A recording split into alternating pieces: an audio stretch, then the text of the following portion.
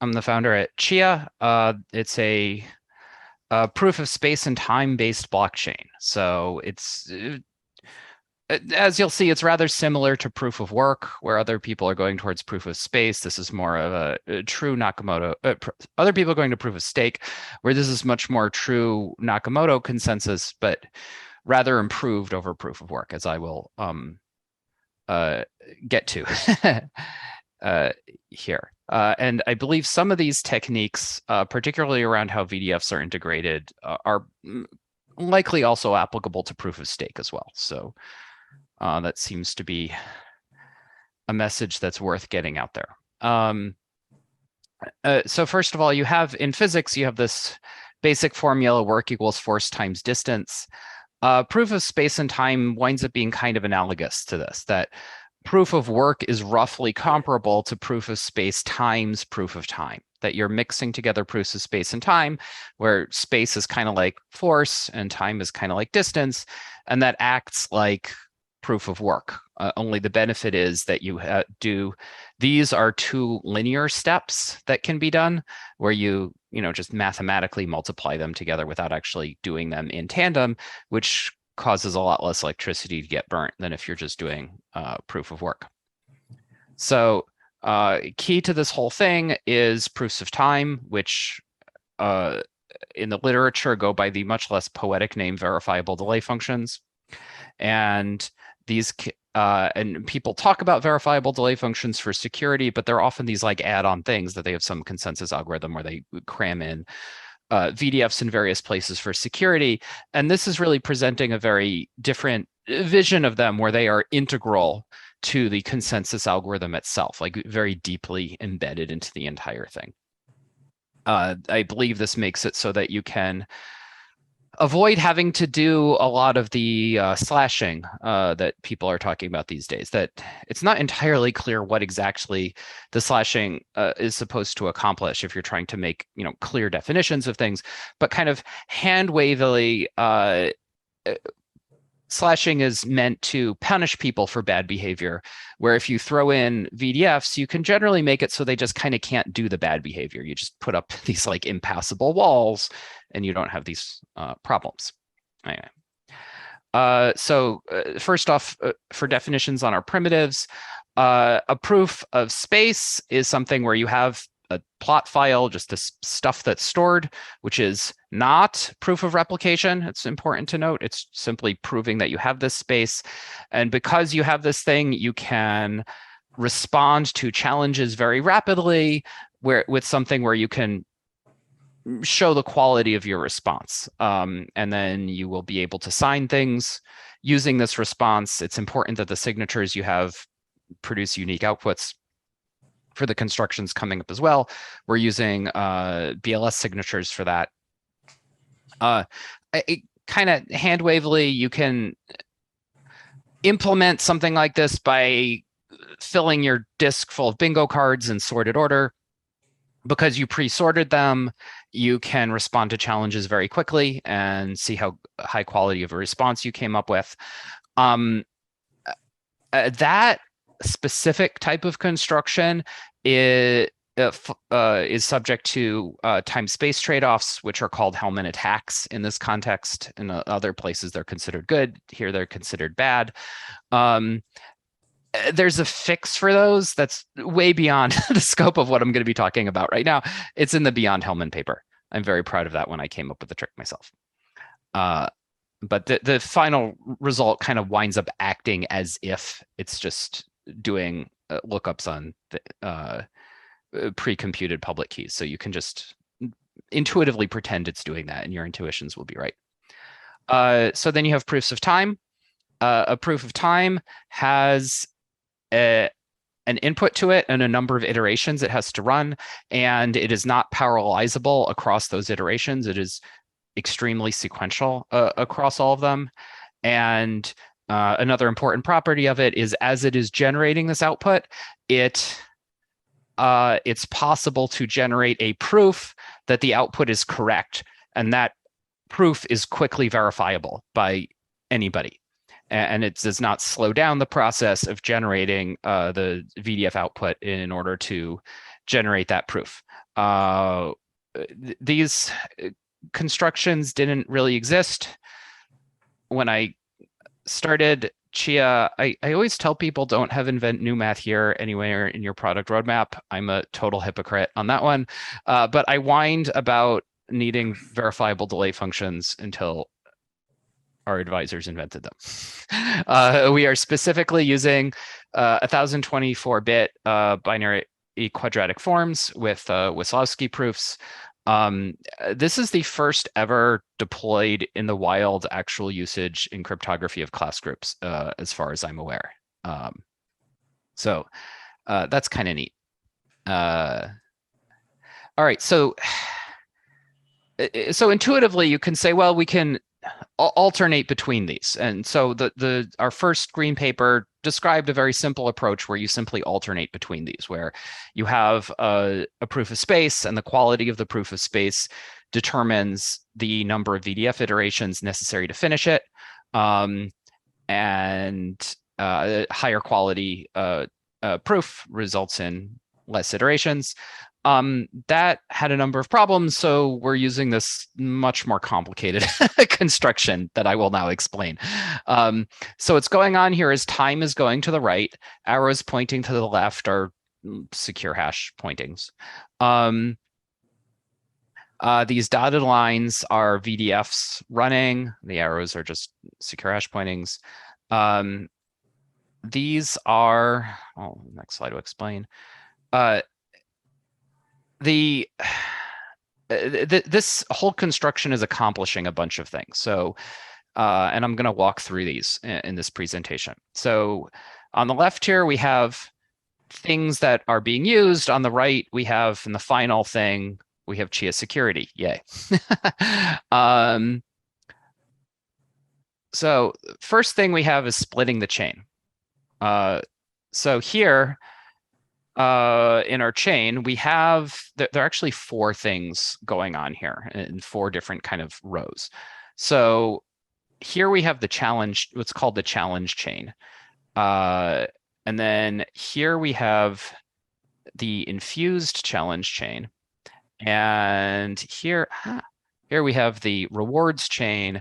And up here we have the foliage chain. A very important component of what's going on here is that not very much is happening in the trunk right here. Up here in the foliage is where all the actual transactions go. That's important because transactions are extremely malleable. Users can trivially change what's in transactions. And when you're going for a construction like this, you get a lot of these same grinding problems as you get in proof of stake, that someone who has some fraction of the space can, because it doesn't cost any power to try different things, people can just do that. People can try a million different versions of the history for the next minute or two and just pick out the one that works best for them.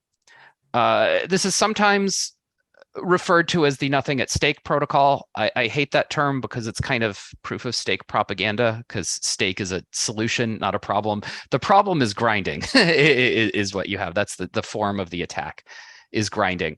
And so almost everything in this construction, this kind of complicated looking construction, is all about dealing with grinding problems.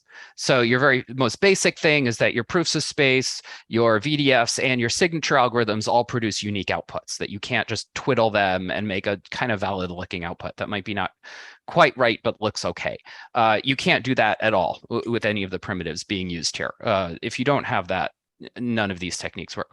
So the next thing up is to try and make it so that the amount of stuff getting factored into all of your challenges is as small as possible. So number one, it's absolutely critical that the actual transactions are not factored into this. So you have this reward chain down here, which is telling you who made the blocks. And every time someone makes a block in the reward chain, they sign a block in the foliage chain. There's a public key in the plot that was used to make the block in the reward chain. And that can sign, well, sometimes sign. I'll explain that in a bit. But those sign blocks in the foliage chain that contain actual transactions. So the foliage chain is kind of hanging off of all of it. And the whole thing doesn't work at all if you don't make that distinction. Yeah,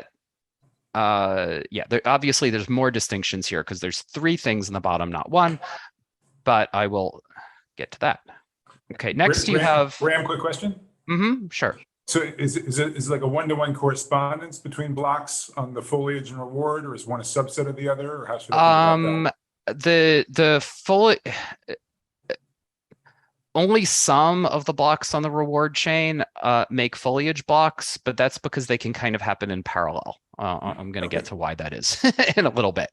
Blocks in the reward chain happen about every 20 seconds. Blocks in the foliage chain happen about once a minute. Basically, you can't... A block in the reward chain can't make a foliage block if it happens too soon after a different... after something that made a foliage block, just because you have a dependency relationship between the blocks there, and the thing is designed to make it so you don't need super unbelievably low latency to actually function.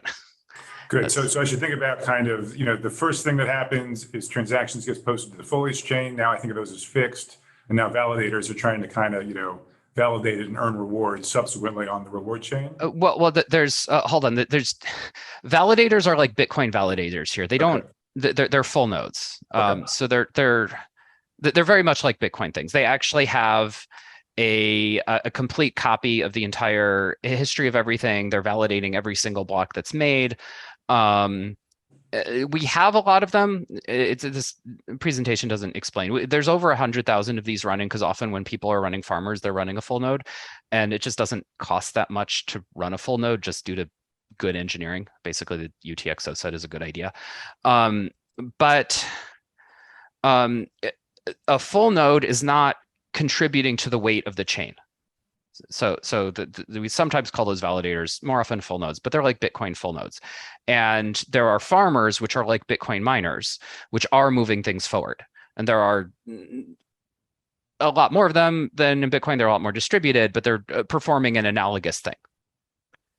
So this is very unlike proof of stake, which kind of mushes together those 2 concepts. Makes sense. Thanks. Yeah. All right, so the next thing is we have correlated randomness. So you see here, there's this infusion that happens at the beginning of a slot. Slots are like 10 minutes. And then you see, as this goes forward, nothing new is getting pulled into the challenge chain. All the challenges that come up during that time are VDF outputs that happen along this one line of things, and only at the end of the slot is another infusion done from the infused challenge chain. If any of you know about the work of David C's group, they call these epochs, but as I twiddled the numbers, what they call epochs wound up being 10 minutes, so we don't call them epochs. But the idea here is the challenges for this entire grouping of things here are all based off the same value. So if someone's trying to manipulate things, the very first thing you can do is reduce the amount of stuff that everything is derived from. So that's why you have this separate challenge chain happening here. That turned out to be like an important insight into how the whole thing works. Then you need, another thing you need is delayed gratification. You want it to be that when someone's making a decision, they have a decision, because, and decisions need to be available, because if nothing else, someone can make a valid block and go, you know what, I'm just not going to do this because I represent like some significant fraction of all the farmers, and just happenstance in this particular time, if I don't present this, then it's going to change future challenges in a way which happenstance is good for me. And so it's worth it to me to withhold this particular block, even though I'm losing out on the value of that block, I'm gaining more than that in the future. This is an unavoidable potential attack on the system. So what you want to do is make it so people don't actually know what the effects of that withholding is going to be. So it's never worth it to them to do that, because they won't be able to check and see if it's worth it to them. And then you try and make it so that by the time they might go, oh, wait, it would have been better for me to withhold this, it's too late. They've already published it or gotten orphaned off. So that's kind of what this shows right here. So you have this infused chain. And the rule is that the very first block made, oh, my pointer's acting weird. The very first block made gets infused into the infused challenge chain. The infused challenge chain then does nothing. It's just sitting here VDFing until the end of the slot, at which point it gets infused into the challenge chain. And then it goes forward and makes like a challenge. So this block here is made off of this challenge, but you had to this happened because of this right here. And so you didn't know, whoever was going to make this block didn't know that that was going to happen until this time occurred. And they needed to make the decision about whether to publish this way back here. And further, the reason why there's a separate reward chain going on here is this thing is getting buried. See, all the blocks that are pointing to the reward chain past this point where this block got infused are now burying this block. And so if this was not published, then this building on top simply wouldn't have happened. And this block would have gotten orphaned into non-existence. And if this was published, then this will now be at the appropriate time, then this will now be very widely published and everything is built on top of it and can't be taken back anymore at the time when, at this time over here, when you actually find out about what's happening with the rewards based off of it. So that's why there is this whole separate reward chain, is to make this burying happen. Okay. Another thing that's quite important is that there's only one Time Lord. One tends to kind of naively make it so that you assume that everyone has to do their own VDFing, which is not a great idea. It's pretty hard to have the very best VDF, and it's pretty expensive to do it all the time. So this whole system is set up so people can simply publish their blocks. And as long as there's one honest Time Lord out there in the world, it will be infusing their stuff into it. And they don't have to worry about it.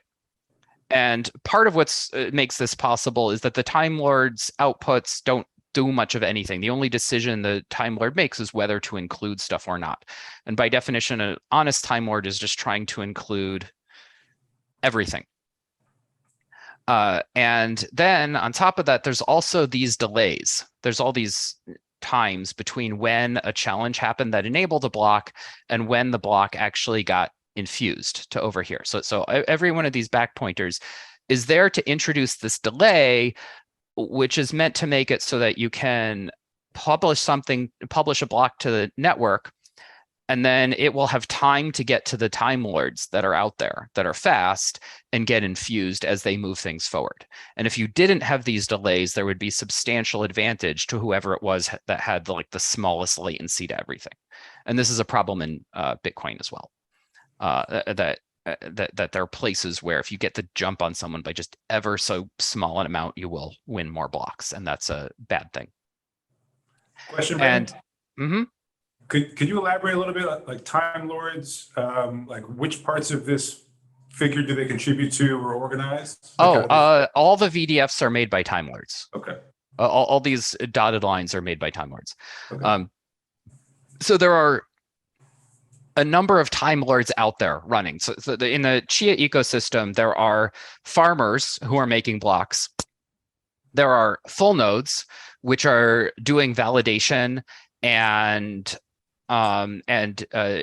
sending out transactions that are in the mempool and distributing finished blocks and providing services for wallets who want to know what's going on right now. And then there are Time Lords who kind of finish blocks that are going out.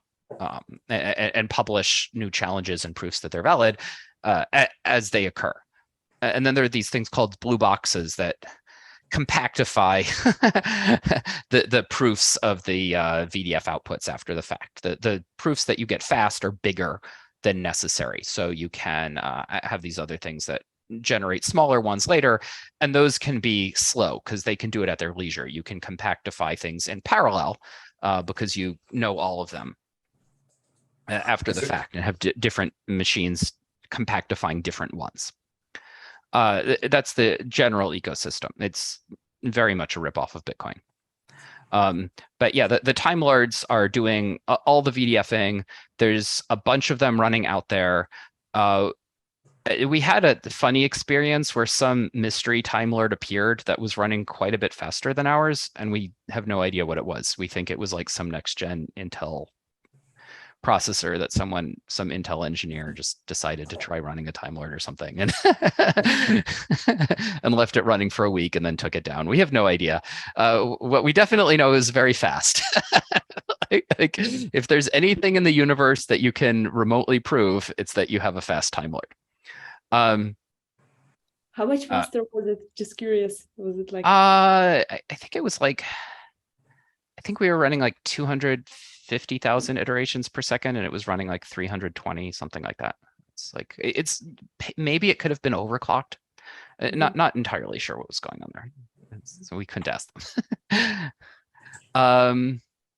Okay, and then there's a bunch of empirical things leading to better security here. The thesis of this whole thing is that disk space is out there. There's lots and lots of storage capacity that's out there in the world that's underutilized or getting thrown out, and that can be leveraged to, with very little additional power costs, make a very high security parameter. And this has been out for a while now. So we've tested this security thesis, and it turns out it works. So Chia is now at over 20 exabytes. So that's more than that in exabytes. This is powers of 2 versus power of 10 thing. And this has dropped over time, but the price of Chia dropped by like a factor of 50 from the peak here, while the security parameter didn't really drop all that much, where an equivalent change in a proof of work based system would have just been a disaster. Those sorts of price drops have happened and caused the whole system to stop working. We're here, chugs along just fine. We're also coordinating the circular drive initiative, which a bunch of the hard drive manufacturers are joining in as well. We're changing industry standards that currently call for old drives that are no longer reliable to be shredded to allow them to be wiped, which is generally pretty easy because they're generally encrypted just on the drive these days, and you can just throw out the keys. But the industry standards haven't kept up with that fact over time. Old drives are not reliable enough for archival storage, but still plenty reliable enough to have plots sitting on them. Because, you know, if you're doing archival storage, if any of it starts getting corrupted, that's a big problem. And if it gets calamitously all gone, that's a huge problem. Where if you're just farming, no big whoop, whatever. If a little bit of it gets corrupted, maybe once in a great while, you should have gotten a reward, but it failed. And if it dies, then, oh well, it died at that moment, but nothing worse happens other than you no longer get the benefits of farming off of it. So this is going to continue to unlock a lot more storage. I always warn people about investing in farming, that people who started farming at the beginning of this cycle here, people who had pre-plotted beforehand and were farming here, they made bank. They made crazy amounts of money. But the markets don't like it when there's a legitimate way of doubling your money in a month. And so it turned into this crazy high net space. And this is likely to be a highly competitive commodity thing going forward, because these are not like special purpose ASICs like you get in proof of work mining. This is just normal drives, which are already a commodity thing. And then people are tapping into the absolute cheapest versions of all of these they possibly can. It's a tough market. Some people are making money farming, but the expectation is people who are good at it are going to be able to do it People who aren't are going to have a lot of trouble. And also there's a lot of people who just have these like old dead drives that someone's throwing out a bunch of drives and someone's like, hey, how about you just give those to me? And they're like, here, have them, whatever. And then they start farming off of them. So there's a lot of that going on, which results in it being very widely distributed. So in proof of work, you get these economies of scale about power and other things. not really much at all with proof of space. So this is the chart of the biggest pools. You can see the very largest pool is is only like a fifth of all the space thereabouts. And then on top of that, the things that say OP here, that stands for official protocol, the things using that protocol, which is more than not now. In that protocol, the pools don't make the blocks. The actual farmers are making the blocks, with the pools just kind of helping smooth out rewards that everybody's getting, which is all they really should be doing. So that's contributing to the level of distribution of the thing as a whole. Also, a really silly but important point is the number of reward events we have per day is much larger than you have in like Bitcoin. We have 5,000 reward events per day, which makes it so that the viability of farming on your own and the viability of running a small pool is much, much greater than it is when you have a much smaller number of reward events per day, because things are already much more smoothed out just at the chain level in terms of the statistical fuzz. And then finally, we have VDFs. You need your Time Lords to actually be the fastest they can be. You need nobody to have like a faster Time Lord than anyone else. So we are using squaring in 1024-bit class groups.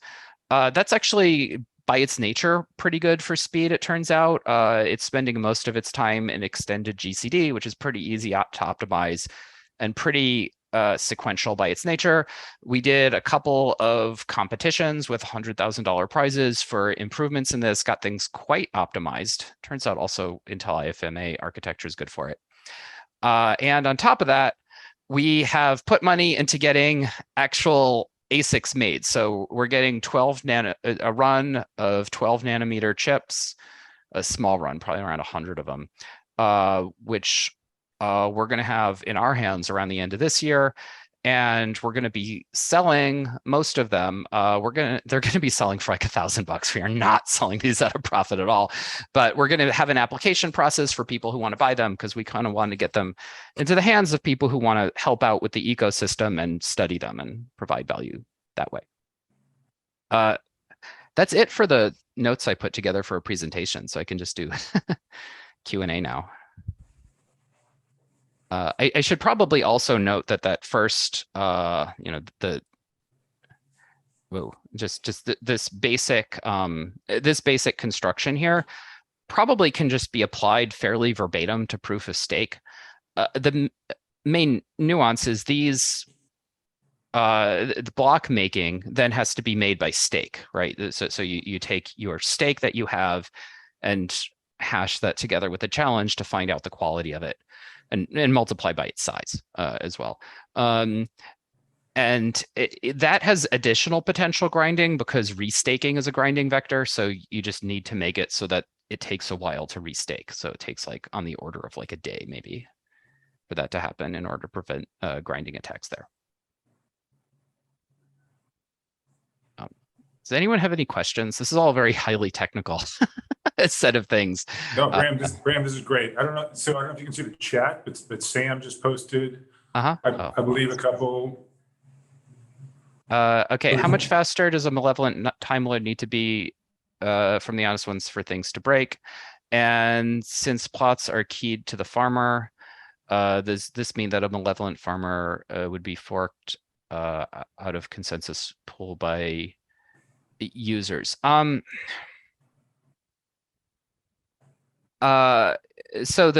in answer to the first one, I'm not really sure. Being like 10% faster doesn't make that much big of a difference. The earlier construction that I had that simply alternated VDFs and proofs of space, that one suffered a lot from having faster Time Lords being a problem, because there it was just straightforward. If you had twice as fast of a Time Lord, you would you would get double the rewards of anyone else. So there was this very straightforward business model of running a faster Time Lord and charging for it, and that was potentially problematic. This new construction, it's a little hard to say. It has this property that when you're Time Lording, you can't really just move your own stuff forward, because you kind of wind up moving everyone else's stuff forward while you're at it. So you need actually quite a big chunk of all farming capacity to be colluding along with this faster Time Lord in order to get any benefit out of it. It's a little hard to make particularly coherent metrics about exactly what that means. We don't have a super great analysis of it, but being a little hand wavy, it definitely has this property that you're mostly just kind of helping everyone if you have a faster Time Lord. So like if someone had a 10 times as fast Time Lord, pretty high probability they could mess with things and cause issues. But if someone's like 10% faster, it's really not a big deal. Oh, the next question has to do with things being keyed to the farmer. I assume that this is asking if someone behaved really, really badly, would there be a potential for there to be a soft fork that just bans somebody? Short answer is no on that one. We haven't seen anything vaguely resembling that kind of bad behavior happening in the network. This is not proof of stake. It's just much harder for people to mess with the thing at all. But there's actually a fair amount of privacy inherently for farmers, that if all else failed, you could always just redo all your plots. You have all your space and you could rerun all your plotting. That would have some cost with it, although we've gotten the costs of plotting down a lot as well. That's been really interesting working on that. And then, because just anyone can join. This is true Nakamoto consensus, right? The big distinction with like proof of stake is when you have something like this, people can just join and leave at any time. There's no requiring permissioning from someone who's already there to join the club. You just do it. There's no there's no stopping anybody at any moment from just joining and leaving. Because of that, you can sort of virtually leave and join. You wipe your stuff, you make new plots, you're good to go.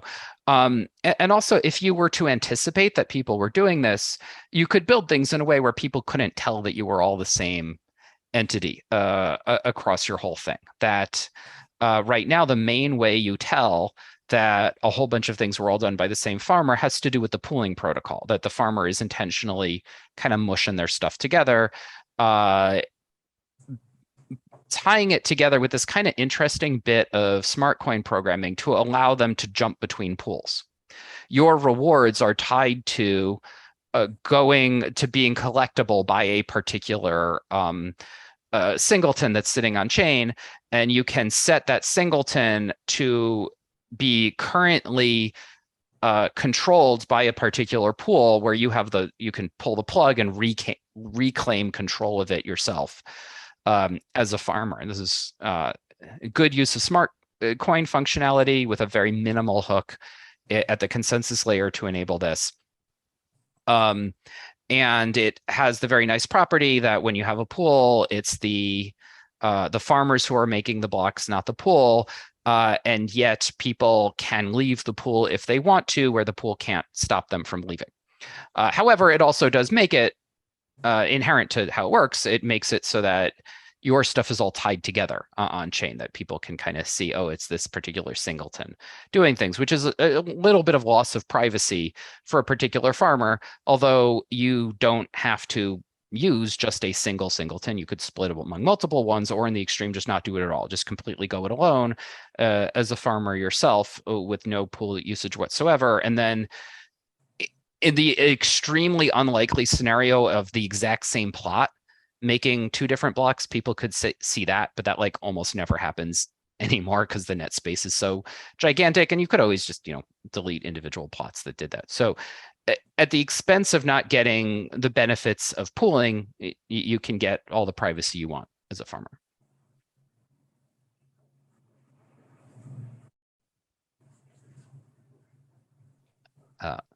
Bram, quick question about your instantiation of the VDF. So the assumption is somewhat non-standard. I guess the technology is kind of new with these class groups.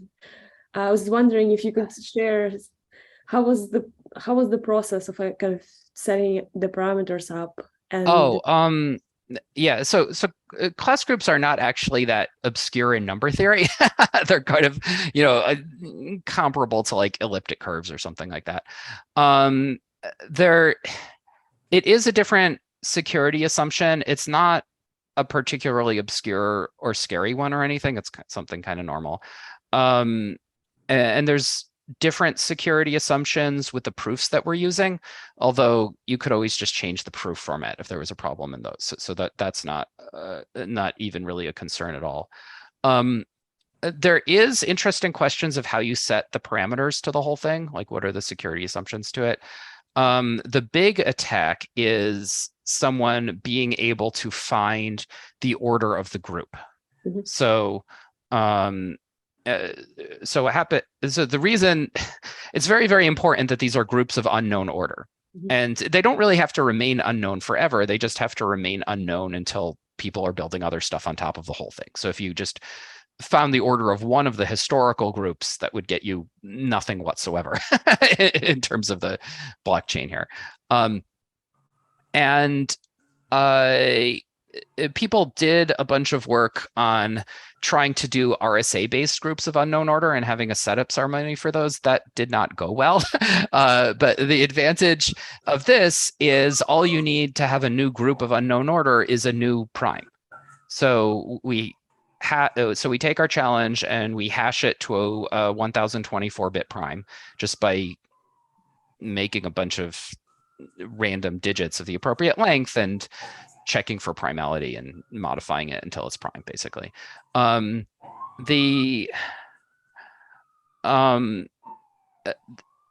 there, you have to pick an initial point, which is another interesting subtlety. And we're actually making a new class group every single time we start a new VDF. We're not reusing groups at all. And the initial point that we use each time is setting, we make sure that our primes are 7 mod 8, and then we set A to 2 and B to 1 and just calculate what C should be in order to satisfy that. And that's our initial point that we use. And then it's repeated squaring of that thing. And then we throw it out when we're done with that. Mm-hmm. That's the fairly technical details of what we're doing there.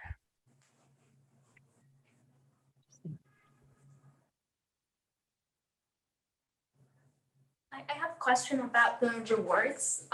Can you first comment on how the different players in the ecosystem are rewarded, and in particular the time lords, and how much security relies on the design of those incentives? Yeah, so the Time Lords are not directly rewarded. Running a Time Lord is a public service, so it's kind of like running a full node, right? And that full node is not running a full node is costing you something, not directly benefiting you. So the idea is you try to design it so that the costs are as low as possible to make it happen.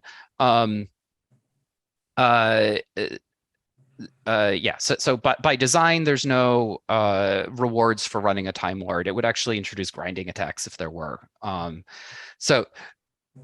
But you only need one good Time Lord on the network, and we're going to great expense to make sure that there's plenty of good hardware out there to make it not crazy to run a Time Lord. So we're running a few Time Lords now. Other people are running a few Time Lords. When we come out with our hardware for it, which is going to be around 3 times as fast, we're going to distribute that to a whole bunch of people. There will be a fair number of Time Lords running out there. In terms of incentives, on other things, like I was saying, again, there's no direct incentive for running a full node, although we have over 100,000 of them running because people often run them when they're running a farmer, and we have a lot of farmers, and it's not terribly expensive to run a full node. The real rewards are for farming, and there it's very Bitcoin-like. You get your rewards are a combination of fixed block rewards and transaction fees. that happen. And there's a transaction fee market for just space in blocks. And there's a schedule on how this is going to go. There's going to be a couple of halvenings that are going to happen. There's going to be like 3 of them. After that, there are going to be no more halvenings, because having a blockchain that's entirely secured by transaction fees is a very, very scary thing to have happen. So we don't want that. My hope is, we tried to run the numbers in such a way that even in the terminal case where we're running like the whole global economy, you still have the bulk of you still have the bulk of rewards to farmers coming from the fixed block rewards, with a nice bonus, a meaningful bonus, but not the bulk of it coming from transaction fees when there's a high transaction fee pressure. Out of curiosity, you mentioned in passing the work out of David Stay's group, which I assume is like their era of time idea, which I think was sort of VDFs in a proof of stake context. Is there, how similar is, what are the, can you compare and contrast a little bit with their work? I'm not sure where the latest of their stuff is. Like, it definitely got something very directly off of their stuff, because so at the beginning of 2020, I had actually been trying to come up with something better than what we had, and it just wasn't working very well. And then his group claimed to have a proof that this correlated randomness thing worked very well. And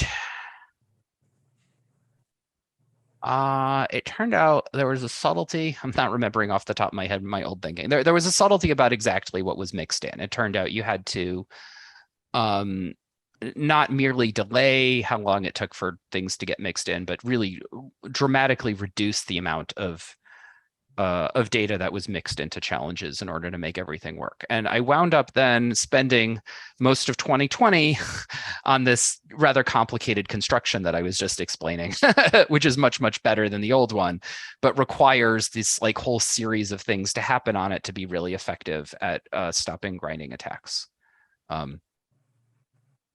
So I think this is the most, what I have here is the most sophisticated, like really fleshing out of the whole thing that anyone's done to date. But yeah, that group is also like thinking in terms of like really leaning pretty heavily on VDFs. Bram, do you want to know why we called it VDF and not proof of time in the origin? Sure. we thought about proof of time. It was one of the original ideas. I think we wanted to go with delay instead of time, to try and avoid people thinking that there was some specific guarantee about time. Yeah. As in wall clock time, and more that just there's a proof that some delay happened, but you can't reason precisely about the yeah. Yeah, verifiable delay function is definitely a more descriptive term. It's just not as cool sounding. Yeah, I was definitely so I believe that's Joe talking. Joe is whining about needing these. I was also whining about them, and I spoke to Dan Bonet about it, who actually seemed a bit skeptical that I had an actual use for such beasts in the wild, because they had not become important up until then. It's kind of interesting because the question of existence of VDFs wasn't exactly a new one, because there had been time lock puzzles, time lock cryptography for a long time, which was kind of just on the edge of useful, but not quite. And that, and then there were these ancillary questions of like, could you make VDFs? Is a question that had occurred to me, and I had worked on it, and I had gotten absolutely nowhere. But the funny thing is that the VDF constructions are actually the newer, more elegant ones are based off the same thing as the old time lock puzzles were. That they're repeated squaring in a group of unknown order, and it's just the time lock puzzles require a trapdoor, where now people have these clever tricks for being able to make the proof, even if the person doing the squaring doesn't actually know anything. They just know that they did the squaring. And so, yeah, so the story is there's two different proof techniques actually using the same repeated squaring in a group of unknown order thing. There's Piechok and Wisłowski. And so Christoph sent me a preprint that he did of how to do this with his proof technique, which is actually being used for validation of very large primes now. It's kind of neat. And so I sent it along to Dan, and Dan was like, oh yeah, and you could remove the trusted setup using class groups.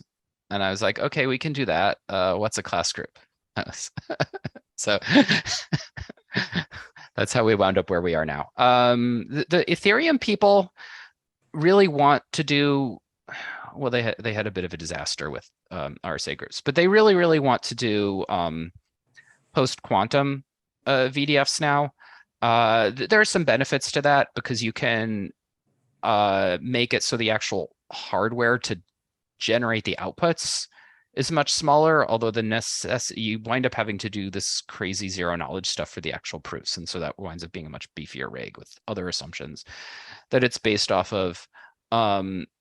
They have hardware coming out for that as well, but they don't actually have the proof system set up for it yet. So I don't know exactly what their I don't know exactly what their plans are for what they want to do with VDFs. I do know they're not actually ready to do it yet.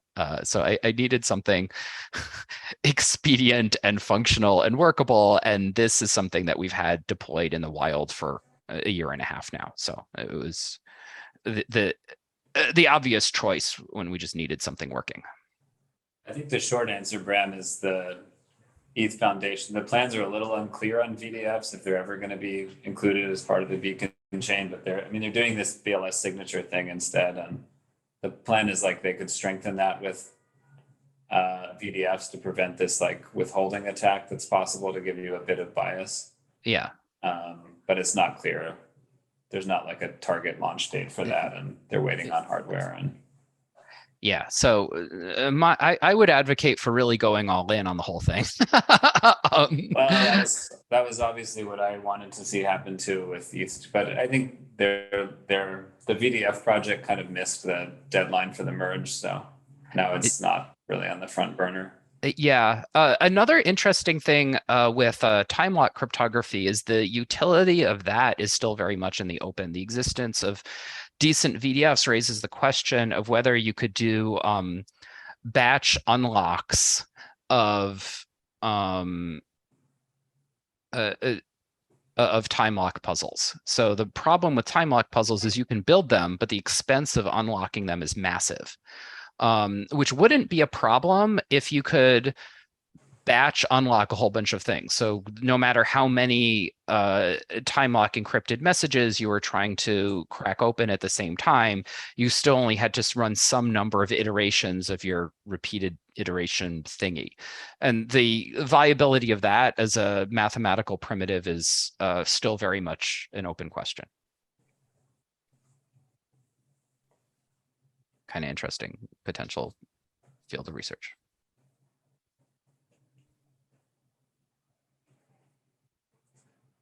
It's a question on a different topic. One thing that was really interesting is how when you mentioned in passing about farming pools, you know, which, and I agree with you that like ideally their role should be in sort of reward smoothing over time. Yeah. So sort of variance minimization. Yeah. But you made this point that actually maybe you already get enough of that, even at just sort of a very small percentage, because of the higher frequency of reward events. And so is that just because there's like a faster block time? And then like a related question. Yeah. So the story is I cranked the numbers as much as I dared. So we have like around 5,000 reward events per day. And I just didn't, the numbers started to scare me if I cranked it more than that. So, so that's what we're doing. And for better or for worse, we're sticking with it. One nice thing about consensus algorithms is you deploy them, and unless you do hard forks all the time, like the ETH Foundation is big on doing, we don't do hard forks ever. And if you don't do hard forks ever, you can just stop worrying about stuff because it's deployed. It's not changing. We can't do anything about it. But I cranked up the number of reward events as high as I dared. And I thought I was pretty good because at that amount of rewards, even very small farmers, I thought would it would have their rewards smoothed out pretty quickly, even if they weren't part of a pool. So we deployed without a pool protocol actually being written. Although there was a hook in the consensus algorithm for it. The hook's very simple. All the hook says is you can have plots that instead of tying their rewards to a particular public key, tie their rewards to a particular puzzle hash. So that's just where their rewards are going to go. And it's the smart coin. Chia also has a very, very powerful on-chain programming environment that's UTXO-based. That's a whole other presentation to explain that. There's plenty enough functionality to enable pool protocol there, but we hadn't started working on it yet because I did the math and we had around 100 petabytes of space at launch, which I thought was a crazy huge amount at the time, but it still looked fine for smoothing. And then, oh boy. And then we launched and our initial coin price was just crazy, just insane. Which caused like a ridiculous amount of resources to be put into building up farming capacity, which is great from a security standpoint, but it meant that small farmers weren't getting smoothing. They were just not getting any things at all. They're even if they had pretty great positive expected value because coin price was so high, their chances of actually getting it were very small.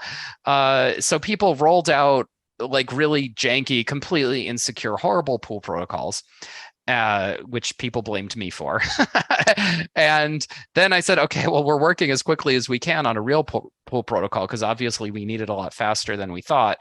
And then I had no end of hate rained down on me because it wasn't done yet. And it took us like 10 weeks to get it out. And people claimed I was a mass murderer for taking so long on this.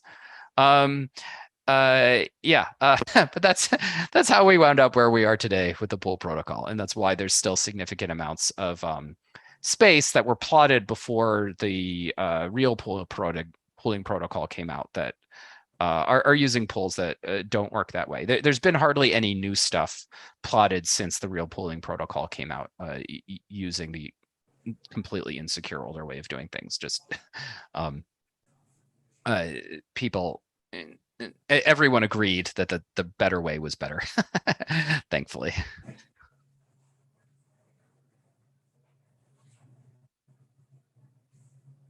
But yeah, you do get, you get these like constant factors that matter, right? So you don't always hit asymptotics, right? Like sometimes you have these real world empirical numbers. Visa handles, I don't know what the number is, but somewhere around 100 transactions per second. I think actually a lot less than that, but in that neighborhood. And so when you're dealing with scaling, you probably don't need to deal with scaling more than that, right? Like, you have